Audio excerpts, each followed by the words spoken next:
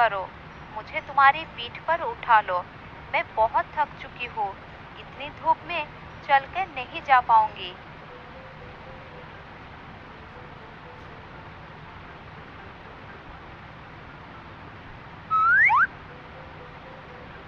गधा लोमड़ी के कहे अनुसार उसको पीठ पर बैठाकर पूरा रास्ता ऐसे ही चलता है।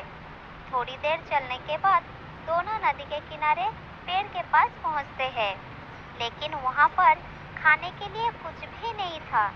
तब गधा उसे कहता है, लोमड़ी बहन, तुमने तो कही थी यहाँ पर बहुत सारा खाना है, लेकिन यहाँ तो कुछ भी नहीं दिख रहा।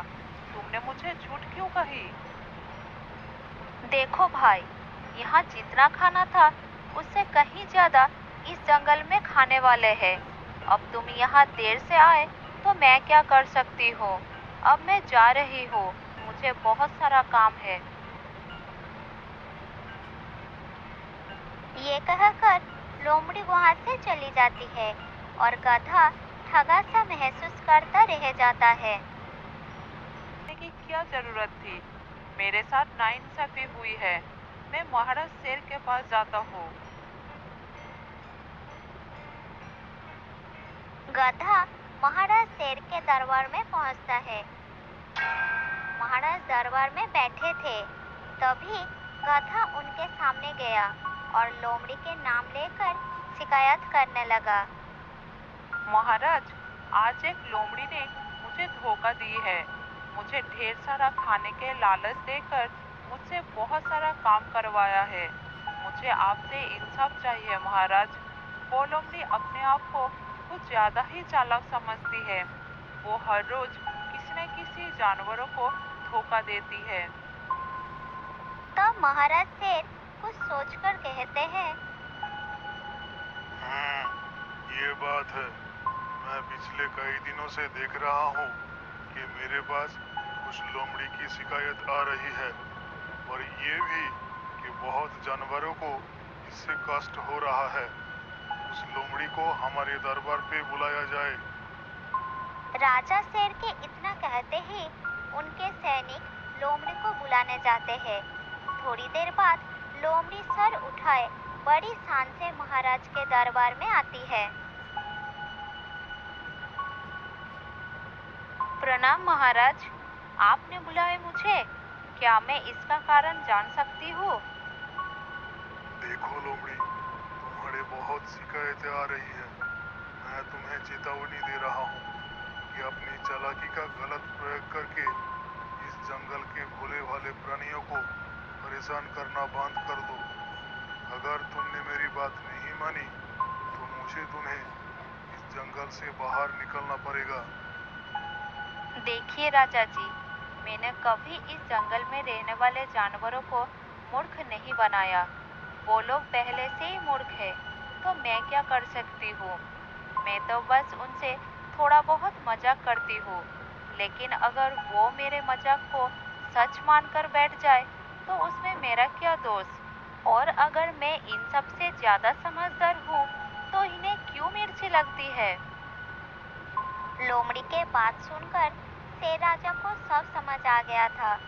वो कुछ सोचकर लोमड़ी से कहते हैं, अच्छा, ये बात है। अगर तू खुद को चालाक समझती है तो तुझे मेरी एक शर्त पूरी करके इसका प्रमाण देना होगा। वैसे तो सारा संसार जानता है कि मैं चालाक हूँ, लेकिन फिर भी मुझे आपकी शर्त मंजूर है। बताइए राजा जी, क्या शर्त है आपके? तो सुन, मेरी शर्त ये है कि आज से 2 दिन के बाद तुझे अपनी पसंद के किसी भी जानवर के साथ तुम दोनों में से जो भी जीतेगा उसे बुद्धिमान माना जाएगा, और जो हारेगा उसे जंगल से बाहर कर दिया जाएगा।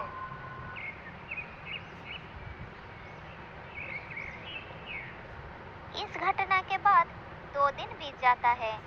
फिर शर्त का दिन आने पर सारे जानवर इकट्ठा होते हैं और लोमड़ी दौड़ने के लिए खरगोश को चुनती है। उसके बाद खरगोश और लोमड़ी दौड़ने के लिए खड़े हो जाते हैं।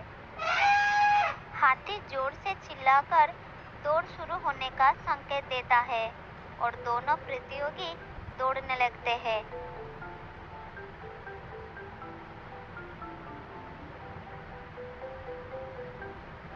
थोड़ी दूर जाने के बाद लोमड़ी बताए गए रास्ते से अलग हो जाती है और खरगोश सही रास्ते पर दौड़ता रहता है।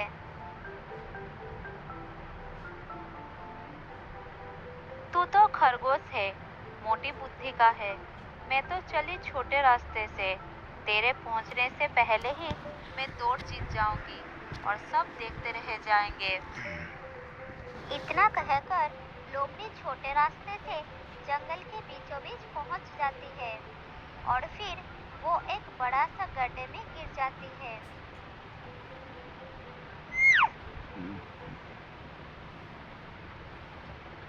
बचाओ बचाओ, कोई बचाओ मुझे, इस गड्ढे में फंस गई हूँ मैं। कोई निकालो मुझे यहाँ से, मुझे बहुत डर लग रहा है। लोमड़ी के चिल्लाने की आवाज सुनकर शेर के साथ बाकी के जानवर भी वहां आ जाते हैं। तब लोमड़ी शेर से कहती है, महाराज, किसी बेवकूफ जानवर ने जंगलों के बीच में गड्ढा कर दिया है और मैं इसमें आकर फंस गई। मुझे यहाँ से निकालिए महाराज। ये गड्ढा तो मैंने ही करवाया है, लेकिन इसमें फंसने के लिए तू खुद जिम्मेदार है। तेरे कपट और चालाकी के बताए रास्ते पर चलती रहती तो तुझे इस गड्ढे में नहीं गिरना पड़ता। तू शर्त नहीं जीत पाई है। अब तेरी सजा है कि तू इस जंगल को छोड़कर चला जा।